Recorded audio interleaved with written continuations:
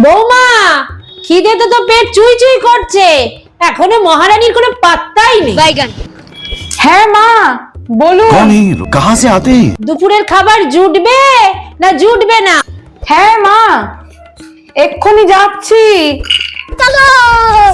তুমি রান্না করলে খেতে পারবো তো? তা কি কি রান্না করতে হবে সেটা বলুন, আমি করে দিচ্ছি এক্ষুনি। উচ্ছে আলু ভাজা করো, আর মাছের মাথা দিয়ে সোনা মুগ ডাল করো, আর ফ্রিজে ফ্রিজে বুঝেছো, ফ্রিজে না কাতলা মাছ আছে, কাতলা মাছে কিন্তু কালিয়া করো। আমার বাবু কিন্তু কাতলা মাছে কালিয়া খুব খেতে ভালোবাসে গো, খুব খেতে ভালোবাসে। আচ্ছা ঠিক আছে, আমি এক্ষুনি যাচ্ছি, গিয়ে সব রান্না চট করে করে দিচ্ছি। A few moments later. কি গো বৌমা, রান্না কি হলো?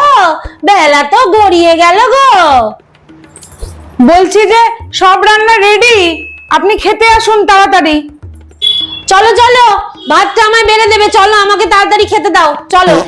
আপনি তো আমাকে ভাত রান্না করতে বলেননি, আপনি তো আমাকে তরি তরকারি করতে বললেন। উচ্ছে আলু ভাজা, সোনা মুগের ডাল, মাছের কালিয়া, আমি তো এগুলোই করেছি। মানে দুপুরবেলা মানুষ এই রান্নাগুলো কি দিয়ে খাবে? হ্যাঁ, তোমার কি এইটুকু বুদ্ধি নেই? আমার কপালে কি বৌমা জুটলো।